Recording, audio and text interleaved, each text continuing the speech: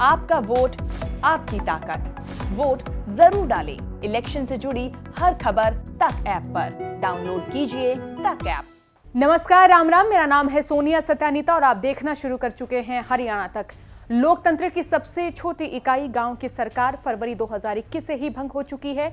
पहले कोरोना और फिर कानूनी दांवपेच में पंचायत चुनाव उलझ कर रह गए हैं। हरियाणा में पंचायत चुनाव पर हाईकोर्ट में 8 फरवरी को सुनवाई हुई। सुनवाई की अगली तारीख 21 मार्च मुकर्रर की गई है। कोर्ट ने कहा है कि कोई एफिडेविट है या फिर कोई प्लीडिंग बाकी है तो वो 21 मार्च तक तैयार की जा सकती है। अब 21 मार्च को हाईकोर्ट में अंतिम बहस होनी है। इस मामले में एक पिटीशन पर सरकार का जवाब बाकी है। बाकी सारी पिटीशंस पर जवाब आ चुके हैं। संभावना है 21 मार्च को फैसला आ जाएगा। अब जो पंचायत चुनाव की तैयारी कर रहे हैं उन्हें थोड़ा इंतजार करना पड़ सकता है। अब पंचायत चुनाव में हो रही देरी पर कई सवाल भी हैं। सवाल ये है कि सरकार सच में चुनाव कराना चाहती है तो बिना संशोधन यानी पुराने नियमों से भी चुनाव करा सकती है। सवाल ये भी है, जब निजी क्षेत्र में स्थानीय युवाओं की नौकरी के लिए 75% आरक्षण कानून पर हाई कोर्ट ने स्टे लगाया तो हरियाणा सरकार ने सुप्रीम कोर्ट का दरवाजा खटखटाया। लेकिन इस मामले में सरकार हाई कोर्ट में ही सुनवाई का इंतजार कर रही है। सरकार चाहे तो इस मामले में भी सुप्रीम कोर्ट जा सकती है।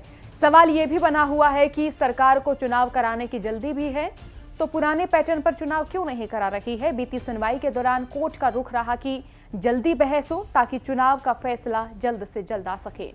हरियाणा पंचायत चुनाव से पहले शहरी निकाय चुनाव अप्रैल में होने की तैयारी है। हरियाणा में 56 शहरी निकायों में चुनाव होने हैं। इनमें फरीदाबाद और नवनिर्मित मानेसर नगर निगम के चुनाव भी शामिल हैं। इसके अलावा गुरुग्राम नगर निगम का कार्यकाल भी नवंबर में पूरा होने वाला है, तो ऐसे में पूरी उम्मीद है कि यहां पर भी समय से पहले चुनाव कराए जा सकते हैं।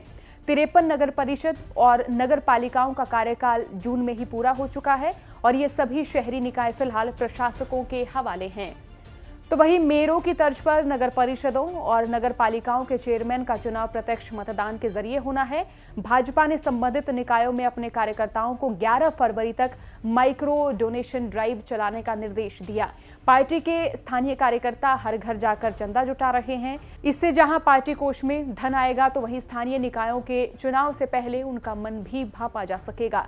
इसके बाद मार्च में चुनाव आयोग चुनाव कार्यक्रम घोषित कर सकता है। तो वहीं स्थानीय निकायों के चुनाव को लेकर जेजेपी की ओर से भी जनता का मूड भांपने की पुरजोर कोशिश की जा रही है। तो वहीं दिग्विजय चौटाला कह चुके हैं कि ये चुनाव पार्टी सिंबल पर लड़े जाने चाहिए।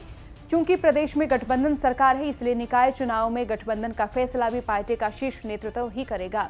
दिग्विजय चौटाला ने यह भी कहा था कि 54 शहरी निकायों में फीडबैक के लिए जिला पदाधिकारियों की ड्यूटी लगा दी गई है। तो ये उम्मीद है कि शहरी निकाय चुनाव पार्टी सिंबल पर होने हैं। तो क्या माना जाए कि शहरी निकाय चुनाव के बाद ही पंचायत चुनाव होंगे। अब पंचायत चुनाव की उम्मीद मई महीने में की जा सकती है।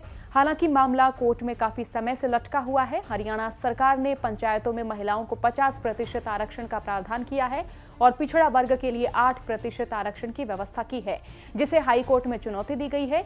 नए संशोधन के तहत पिछड़ा वर्ग की 8% आबादी के हिसाब से सीटें रिजर्व की गई हैं और कम से कम 2 सीटें रिजर्व होंगी।